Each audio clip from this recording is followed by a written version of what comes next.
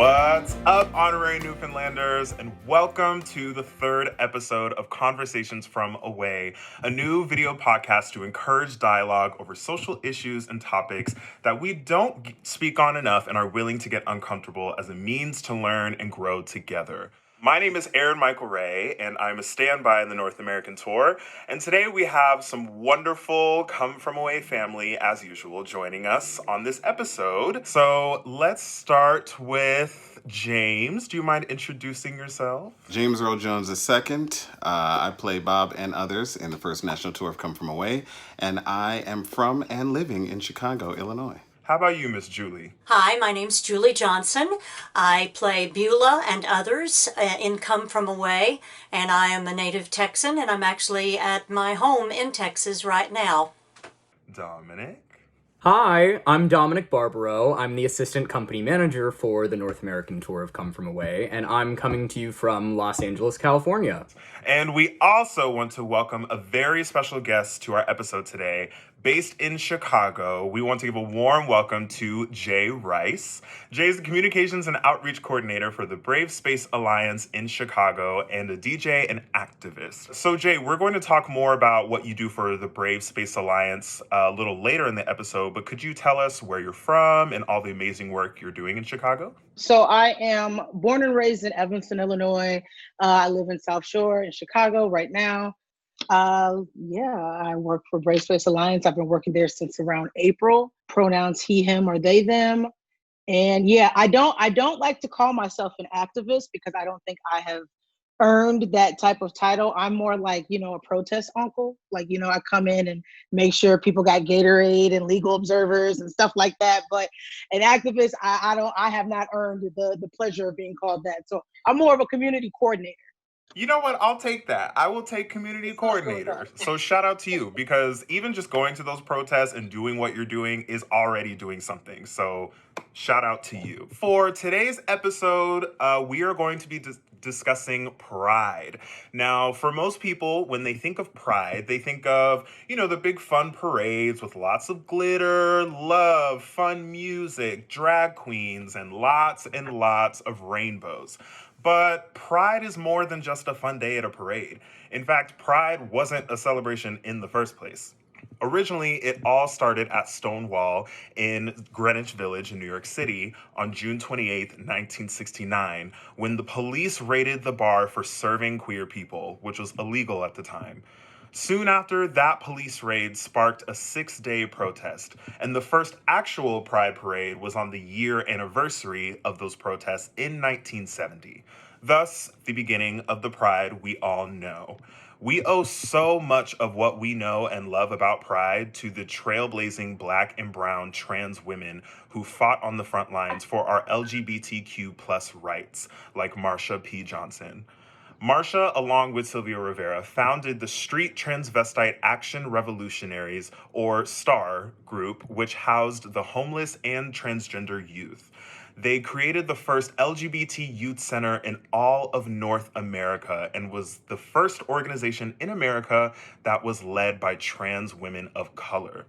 Now, I'm sure that there are people tuning into this episode who have never even been to a Pride festival or parade or event. So with that, I want to ask our guest, how would you describe a Pride parade, for example, to someone who has never been to Pride before?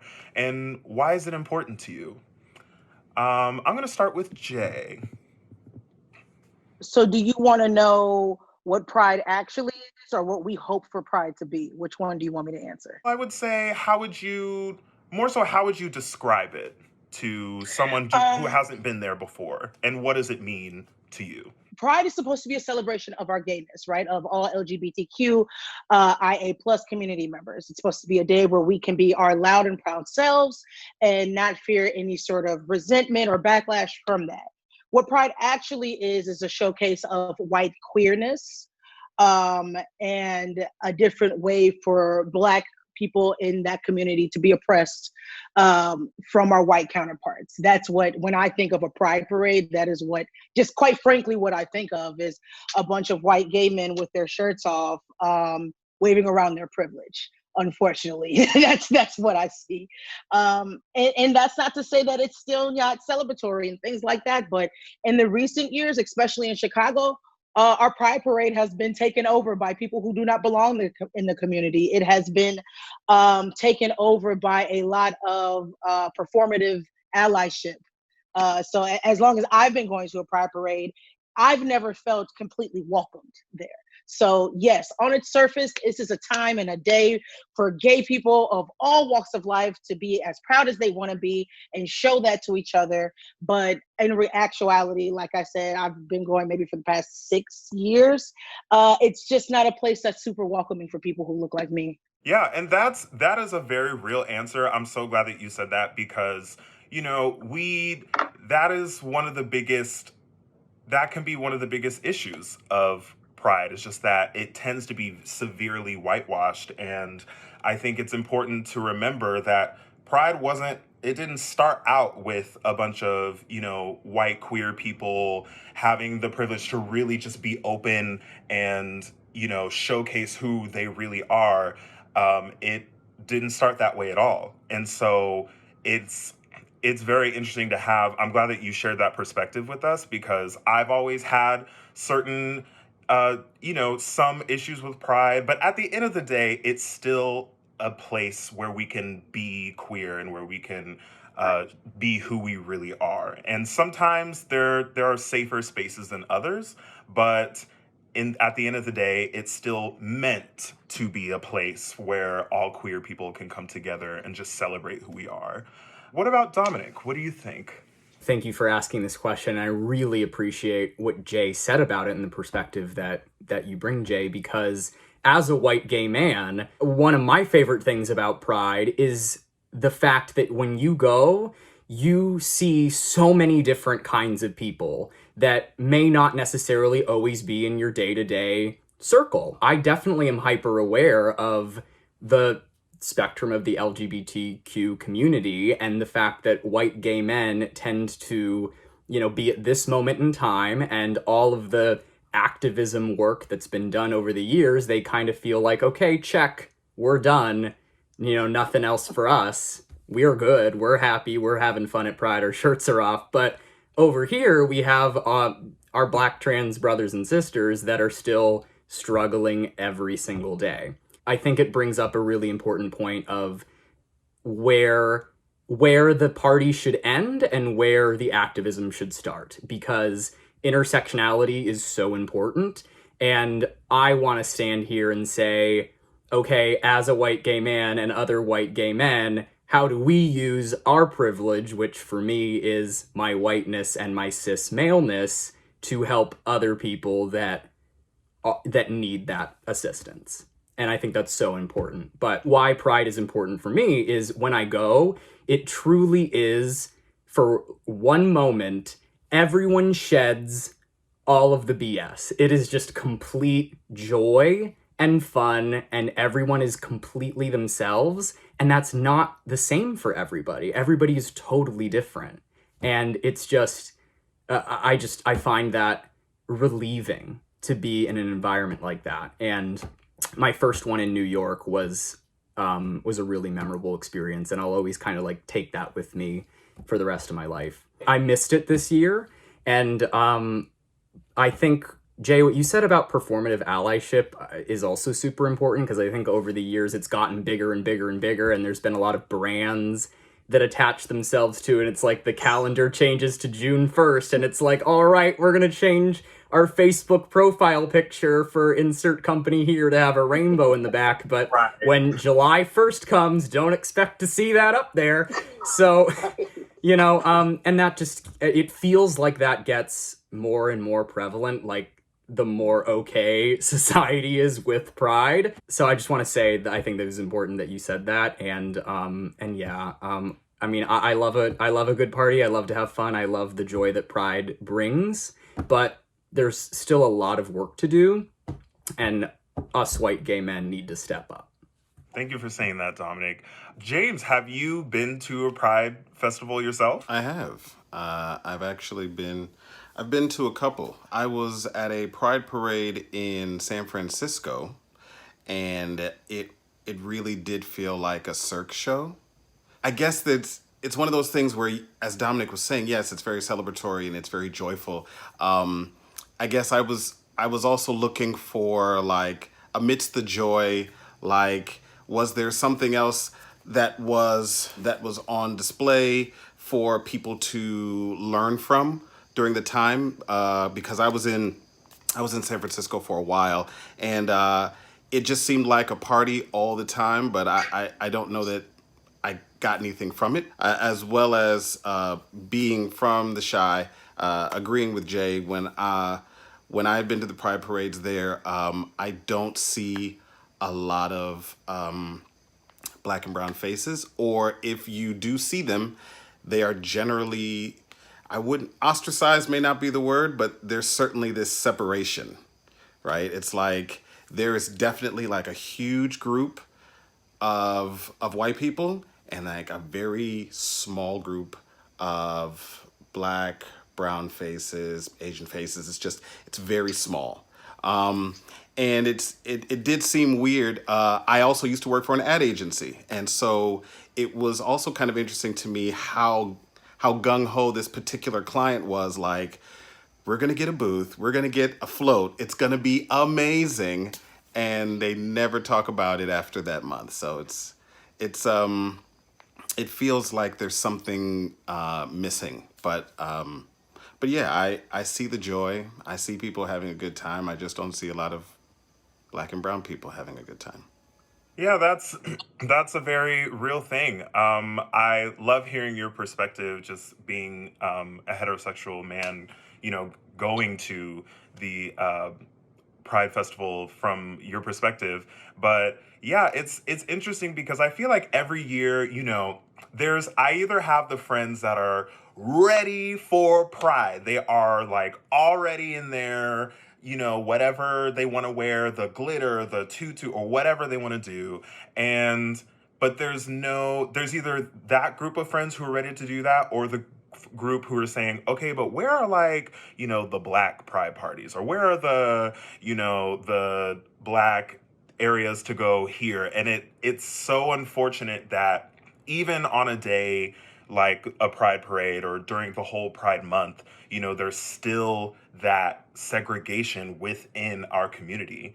And it's unfortunate that to this day, there are still within the umbrella that is the LGBTQIA plus community, there's still that discrimination between gay people and bisexual people, or lesbian people and gay people, or whatever it is. And it doesn't have to be that. And I think Pride has every intention to be all inclusive, but I think what people need to understand is that it hasn't always been that way. And it's, in fact, rare if it's completely inclusive. What about you, Julie? Have you ever been to a Pride parade? Well, I was in college in the 80s and in a theater department, and yes, we attended with regularity because we were in the state of Texas, which was very unwelcoming and horribly prejudiced, and I don't know how much it's actually changed. I think to a certain degree there have been people who have changed their way of viewing the LGBT community, but I know from that time period when we went, there was a feeling of freedom for two women to walk down the street holding hands, being themselves, because they could be arrested for it under normal circumstances. They could literally be arrested for that, and so to have the opportunity to put on the cowboy boots and the tutu, which was a very popular costume in Texas, and go down the street screaming out, being proud, being who you are. It was very risky at the time, but I just learned so much from listening to Jay about this, about the situation and what it feels like, from inside someone else's, from someone else's eyes, and someone else's heart. So, but I have attended. I've even sung at several on the backs of trailer, the big trailers where they have the sound system set up and everything. I've sung at a few here in Dallas. So I'm so glad that you had at least an experience of going, and especially in the 80s in Texas. Me being a Texan myself, I can definitely attest to growing up gay in Texas, and that was not easy. So I'm just glad that you have been an ally from the jump. So I really appreciate that. Now, as we know, there have been senseless killings of unarmed black people by the police in this country longer than we've all been alive. But what people fail to recognize is the amount of violence and murders towards black trans women as well. Marsha P. Johnson has protested against police brutality towards queer and black people since 1966. Sound familiar? Unfortunately, history continues to repeat itself. According to the HRC, in 2019, there were at least 27 murders of trans and gender non-conforming people, mostly being black trans women. A lot of these cases barely go reported, and the victims are too often misgendered on the reports about their deaths. If we want to say Black Lives Matter, we need to include all Black lives, not just cisgendered folks.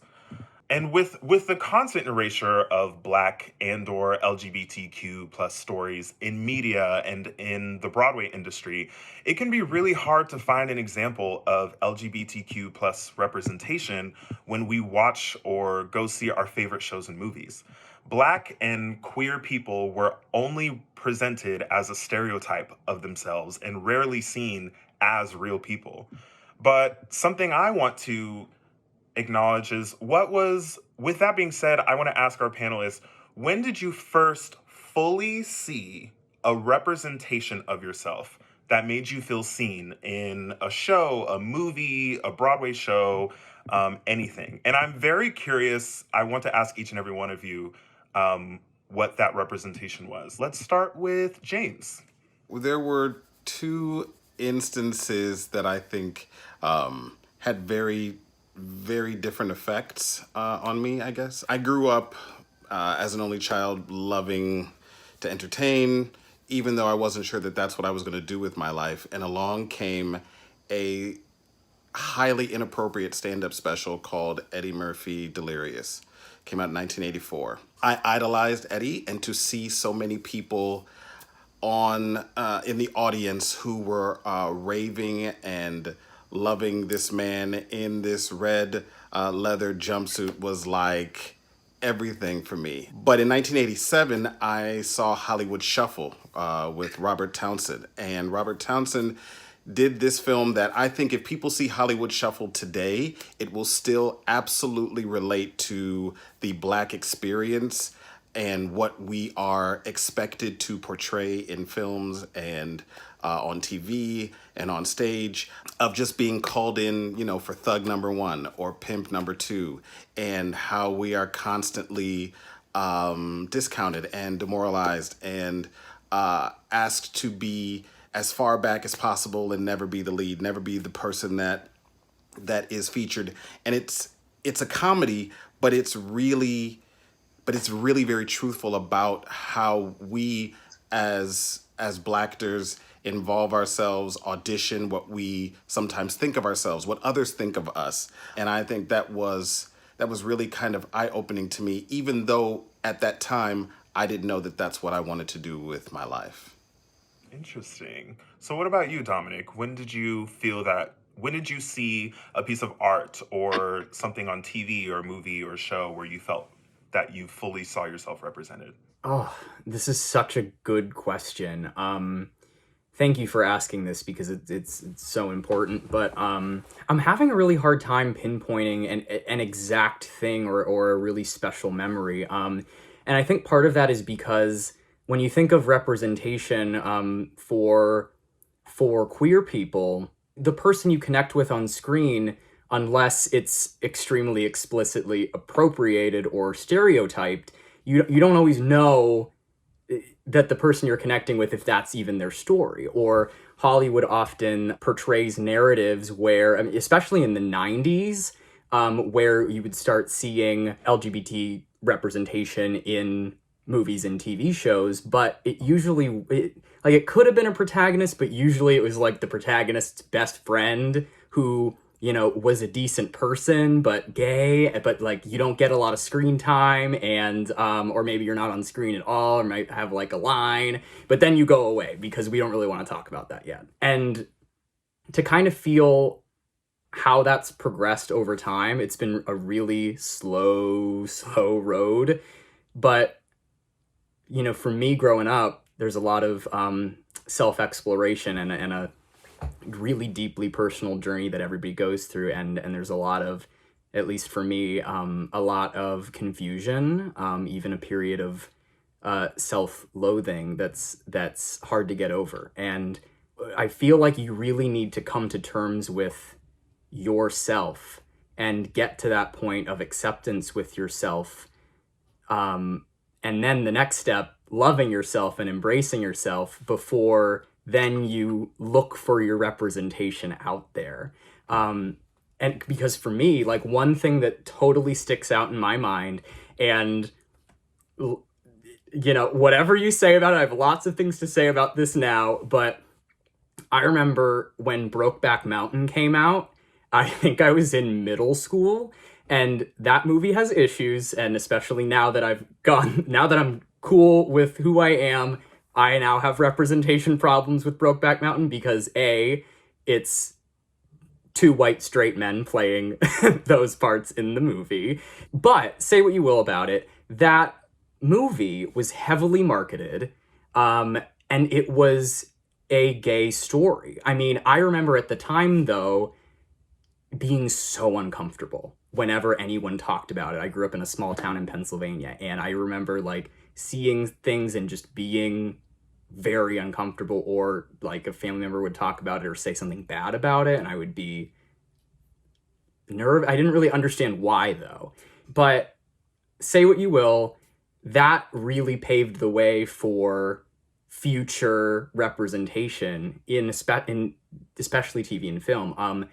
And in particular, I remember reading that the movie Milk, in, I think it was 2008. Does that sound right?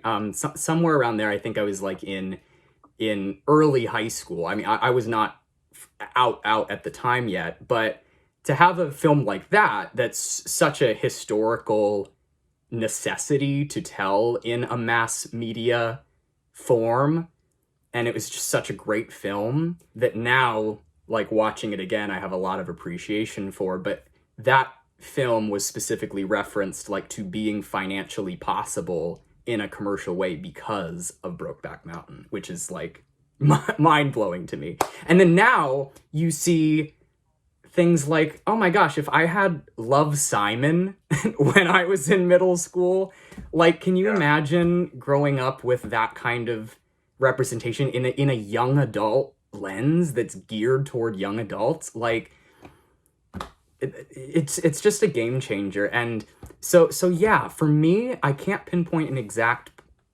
thing, but now that I'm like through my journey and I'm really good and proud with myself, I'm looking for representation so that the next generation doesn't have as hard of a time finding something, and that they might be able to have an easier time growing up and coming out. Thank you for sharing that. What about you, Jae? First, I think something that resonated with me was something that was not explicitly supposed to be representation, which was Living Single. I think that Queen Latifah's queer energy just shined through the screen, whether she was out or not, and something attracted me to that. You know what I mean? Also with, I'm drawing a blank of all the characters, but the other characters were very queer adjacent, and it was just something that no one really talked about when we talked about Living Single, but those were queer characters, and I will argue all day that a lot of those, there was at least 3 queer characters on Living Single. So there's that one.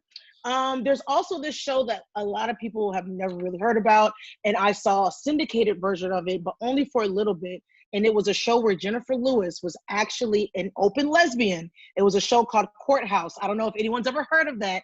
Jennifer Lewis had the first open lesbian role on a show in 1995, I think, called Courthouse. It did not last very long, but she was out, she was open, she was powerful, and I love to see it. So there's that one that I kind of snuck up on me a few late nights in like syndicated television that no one ever talked about. We still don't talk about, but Jennifer Lewis is a lesbian pioneer. So let's go ahead and put that out there. There was also The Color Purple. Again, not really explicit, like, okay, these are Black lesbians, but that queerness that you saw through the relationships in Color Purple, like, come on, especially if you read the book, we kind of, that's a queer relationship that they had, that Celie had with, again, I'm drawing a blank on the names, but then you kind of skip forward to shows like The L Word, which are super white, but that was like, oh, let's see, I'm showing my age now. So I was like freshman in high school, I think, when I started learning what The L Word was. It was like one late night I was watching Showtime, and all of a sudden this show with like a bunch of white lesbians, and I'm like, oh shit, like, there's lesbians and they're kissing. And that is the first time that I got excited for seeing something on TV. Going back and watching The L Word now, it makes me cringe and I almost want to throw up. But it was nice to see that lesbian and queer woman representation on television, especially queer transmasculine women. Of course, there's like Noah's Ark and stuff like that. But it wasn't until, like, I guess in retrospect recently, Lena Waithe's episode of Master of None on Netflix, the Thanksgiving episode, that is another point in time where I'm like, damn, I feel seen, because not only is this a person of color, a queer person of color, but this is a transmasculine person of color, masculine off-center person of color who is on TV talking about how difficult it is to be Black and gay. And those are just intersections that we don't see a lot. We see the white gay couple, we see the interracial gay couple a lot on television, but to see those intersections of being Black and being gay and being part of the queer community, she did a great job of showing that. So I love that one episode of Master of None on Netflix. And if I had to pick one now, it would be P-Valley. I feel so seen in P-Valley. I don't know if you all have heard about that. It is about urban gymnasts, or strippers, or some people call them. And you've got Uncle Clifford, who is this like trans feminine character. But what I love about the show is that it does not harp on terminology and labels and things like that, which in the Black community we tend to not harp on. So I love it. It's very digestible. So P-Valley is something I'm watching right now that I feel seen in. But yeah, it would have to be those more of the old school stuff that really was not explicitly like, hey, this is queer, this is Black and queer, but I could feel it through that energy, and I can feel kind of the writer's intent through things like that. Okay. So what about you, Julie? Well, obviously, I was able to see myself on stages and in television shows my entire life, and that's a very sad thing that I'm the only person in this group of people right now who can say that.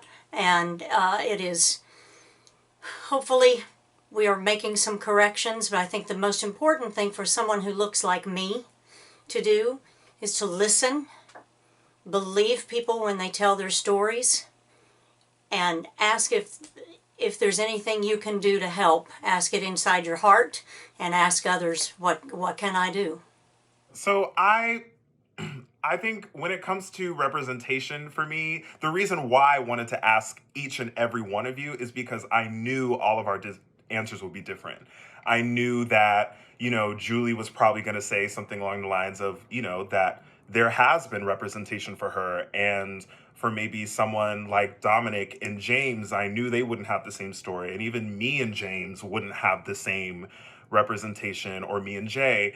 And Dominic and I actually talked about this earlier today, of how I kind of have like separate, I'm kind of like you, Jae. I feel like I have a lot of different representation kind of moments where I said, okay, this is like kind of a part of me here. I feel a little bit seen here, and I feel a little bit seen with this character from this show. I think the second show I saw on Broadway was Porgy and Bess. And that was the first time that I just saw Black people on the main Broadway stage. And for being a Broadway actor, to me at the time, that was the pinnacle. That was the stage I wanted to be on. And it still is the stage I want to be on. And to see a completely Black cast of Tony nominated and award winning actors tell an amazing story, it was just mind blowing. And that was the first time that I just felt like I was seen just from the Broadway perspective. I think another time I saw myself kind of representation, I think Moonlight is a great example. Moonlight was such a powerful film. And that is really about like growing up as a Black gay man, and how, in our community, it's not celebrated often at all. And it's in fact kind of rare if you are in a Black if you're in a Black family and then someone comes out as queer in any way, where someone would fully accept you. And, with having all of in the Black culture, a lot of our culture comes from the church.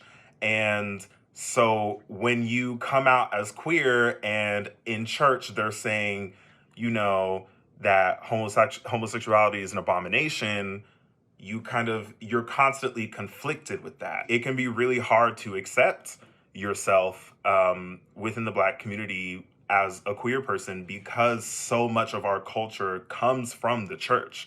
But I think the time I fully saw myself on stage was when I saw A Strange Loop off Broadway last year. I think that was an incredible show. It's about the Black queer experience as a Black queer man, and every person who isn't the lead usher, they represent different parts of your queerness. And so it was like I was watching like a million parts of my brain all being represented on stage, and that was monumental to me. So I think that was the first time I truly felt represented. But that was also last year. That was in 2019. And I just want to make it clear that,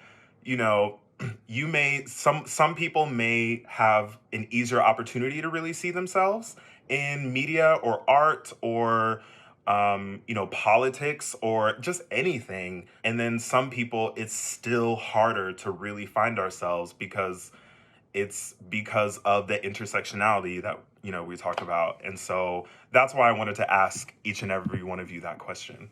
But thankfully, LGBTQ plus representation is growing at a steady rate, with Broadway and off-Broadway shows like Kinky Boots, Rent, A Strange Loop, The Boys in the Band, The Prom, The Color Purple, Fun Home, and Hedwig and the Angry Inch. There's a great deal of representation that's inspiring and not hard to see on stage.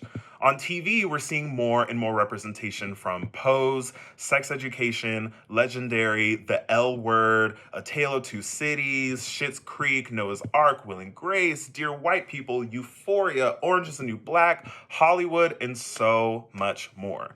Something I'm so grateful for are the amount of queer icons we now have to look up to. Billy Porter, Marsha P. Johnson, Pete Buttigieg, Laverne Cox, Angelica Ross, Lena Waithe, Ryan Murphy, Queen Latifah, Danica Roem, and so much more. But we also have a queer icon with us on this very episode. I'm looking at you, Jae Rice. So Jae, to me, you are a queer icon because of the work that you do with the Brave Space Alliance in Chicago. Can you tell us about what you do for this amazing organization and how you got involved? Yeah, did not know I was a queer icon. Wow, thank you for that. Not really too fond of being categorized with Pete, but that's a whole nother talk we can get into later. What do I do at Brave Space? So I am the coordinator, soon to be director, for community outreach and communications. So what I do specifically is kind of a little bit of everything, right? I am out there at fundraisers. I am out there at the different protests and actions that we sponsor and help out with. I connect us with different people who are wanting to get involved with our different mutual aid programs, things like that. So I kind of do whatever needs to be done. Yeah, is that what you asked? I'm sorry, again, long day. You asked what I'm doing in Brave Space, right? So fine, but also, I mean, just I would love to just know, just so that our listeners know, what is the Brave Space Alliance and Yeah. what is the organization itself? Yeah, so we are the first and only Black-led all-trans LGBTQ center on the south side of Chicago and also serving the west side of Chicago as well. We have a very simple mission, which revolves around the liberation of Black and brown trans individuals. And that shows up in the form of providing equitable and culturally affirming resources. So not just your average, hey, we have resources, but resources that are going to be culturally affirming in ways that are going to affirm different folks, especially Black trans people. We have mutual aid programs, we have support groups. Right now, we have our crisis pantry network, which kind of was birthed out of the necessity out of COVID, but we've now made a permanent fixture in Brave Space.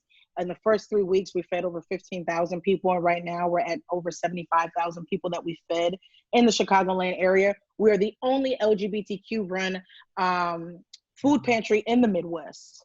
And independent food pantry. So we don't have any sponsorships or anything for our food pantry. This is all 100% independent and donation-based food pantry. So yeah, we're here to support the liberation of our people in whatever way is fit. But first and foremost, at our root, we are an LGBTQ center. With that being said, LGBTQ centers thrive on in-person interactions, right? So we have had to be very innovative with our approach of how we can help the community right now during COVID. So that has shown up in a lot of different ways with giving support, either resources, network support, me speaking at different protests and actions around the city. I think we've been involved in over 42 protests and actions around the city.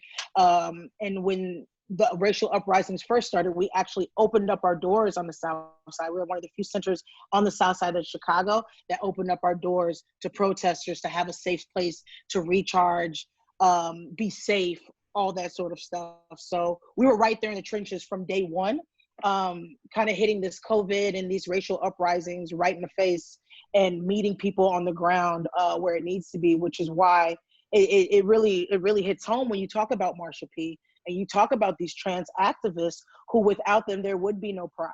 We forget that trans activists and queer Black people have been at the forefront of every single civil rights movement that has ever existed, ever. So when we're talking about right now, the civil rights movement right now that's happening, the revolution that's happening right now, that is also being led by Black and brown trans folks. So with that being said, as a LGBTQ center, there was no question. Of course, we're going to support these protests. Of course, we're going to support these actions because it's our people out here leading these actions, leading these support. And even if that wasn't the case, we're for the liberation of all people. So therefore, we had to step up. So we have boots on the ground for folks. We are a resource for different organizations like Black Lives Matter Chicago and Good Kids Mad City here in Chicago. We are a resource for them to tap into as far as if they need medical supplies, networks to different medics or legal observers, things like that. We answer that call. We have a coat drive going on. I'm sorry, I'm just gonna ramble off everything we're doing because it's a lot. We have our support groups. We have 3 main support groups. It's called Rose Petals. That's for our trans feminine folks and trans women. We have Boy Talk for our trans masculine folks and trans men. And we have Fluid as Fuck for people who don't kind of fit into either one of those. And they can show up in whatever the way they need to show up. And those are virtual now, which has been amazing because we're able to reach people outside of Chicago who need that type of support. Yeah, I think I got everything, I think. I mean, regardless, I am just so glad that you are doing what you're doing for the Brave Space Alliance. James, as we were planning for this episode, he spoke so highly of you and was saying, like the Brave Space Alliance is a really, really cool organization. Like when we didn't know if we were gonna get you as a guest at a time, he was saying, we just need to shout this group out because, this is like a really, really cool LGBTQ center, and especially if it's completely Black and brown trans led, I think that is amazing, and we don't see that enough, and that's why I'm just so happy to have you here because you're not only doing amazing work, but that's why, to me, you are a queer icon, because you are trailblazing and setting a way for other people who are like you and like us to find one space in this crazy world that we're in right now, to just completely be ourselves. I loved how you were talking about the rose petals and the boy talk and the fluid. Like,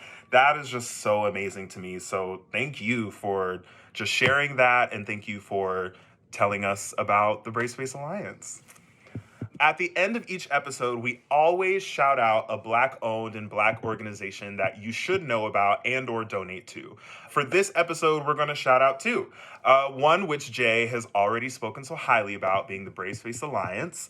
We will definitely make sure to put all of the donation links and just the website info for people to get involved, because obviously this organization is amazing. The other organization I wanted to shout out is the Black Trans Travel Fund, located in New York City, founded in June of last year, 2019. The Black Trans Travel Fund mission states that the organization was developed for the purpose of providing Black transgender women with the financial resources needed to be able to self-determine and access safer alternatives to travel, where women feel less likely to experience verbal harassment or physical harm.